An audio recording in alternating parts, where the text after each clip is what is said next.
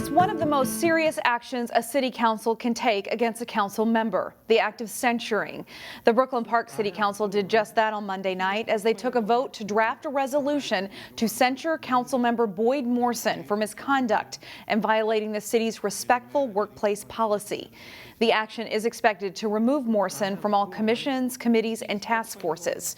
The city manager would then be copied or have direct access to all of his correspondence. All emails and public statements, verbally and on social media, with staff, the mayor, council colleagues, shall be professional and no longer threatening, abusive, or disparaging.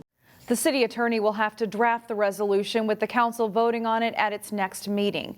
We have reached out to the city of Brooklyn Park for more clarity on Morrison's violations. He is just a year into his first term on the city council.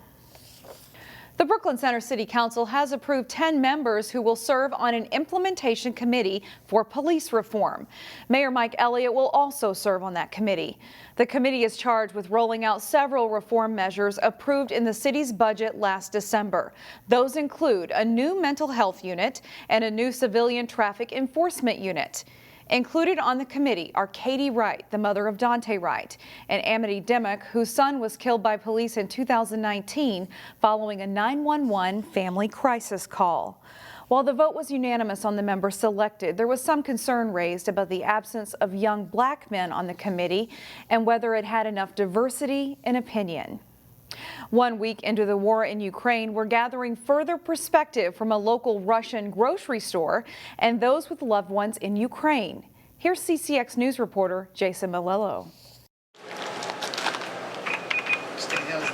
There was a steady stream of customers at Fruit and Fish European Market in Plymouth on Tuesday morning. People know we have nothing to do with Russian government. The call to boycott businesses selling Russian products apparently not having much of an impact. We have different products. This one from Ukraine.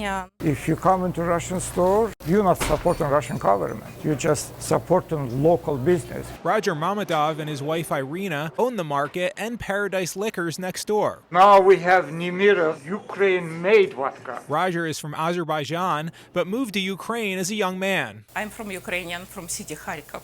Irina grew up in Kharkiv, Ukraine's second largest city, where the fighting has been intense. No city anymore. Destroyed. Destroyed.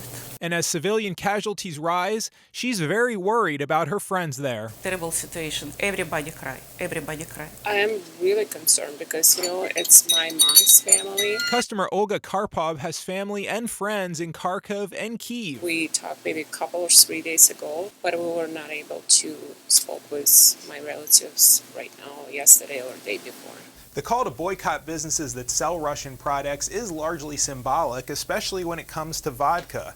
Less than 1% of vodkas consumed in the U.S. actually come from Russia. Still, Paradise Market did remove all Russian vodkas from its shelves. No normal human being could approve this kind of action, what Russian government does. And as that aggression continues, it's hard. People like Olga Karpov can simply watch and wait and hope. Jason Malillo, CCX News.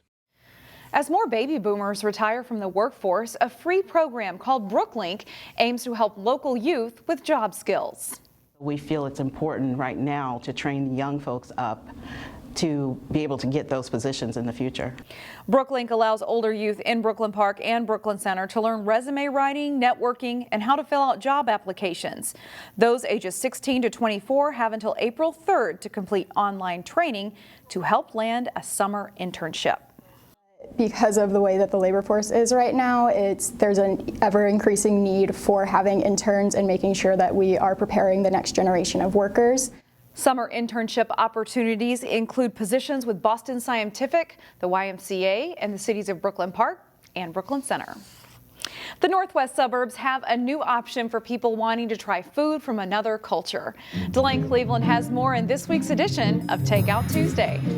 It's all about bringing people together and feeding them. More than 12,000 miles separate the Twin Cities from the Philippine Islands. But you don't have to hop on a plane to get a taste of the culture. I noticed that we didn't have any kind of Filipino type food place in the northwest suburbs, north suburbs even. So I thought I'd bring it out here and try it. Brooklyn Park resident Josie Schutte is the owner and mastermind behind Kumain, which means eat in Tagalog. This Filipino takeout restaurant opened in mid-February inside Chamblin's new hometown artisan market. What is this? So far, Kumain has been a hit. It just hits the spot. And it's nice, especially on these really cold days, like home comfort food. So here's our bread and butter. The food is somewhat similar to what you'd find at an Asian restaurant, just with a few differences. Take, for instance, egg rolls, which the Filipinos call lumpia. Then there's pancit, which is a noodle dish sautéed with veggies, meat, and spices. I took our basic menu of what's popular as far as our culture is concerned. These items are Filipino staples, Lumpia and pancit. although customers are still trying to get the hang of the pronunciation. I've had someone say, can you put up pictures because I don't know what a lapia is? And I'm like, well, it's lumpia. And yeah, we can try that. Josie first introduced the public to her food last summer. Back then, it was a pop-up restaurant that operated one day a week outside of Brooklyn Park's Prince of Peace Lutheran Church. At the time, Josie's goal was to turn Kumain into a food truck. So the OG will go in here. Then this space became available. It just kind of fell into our laps. Now, people have a new takeout option to consider when they want to leave the cooking to somebody else. Delane Cleveland, CCX News.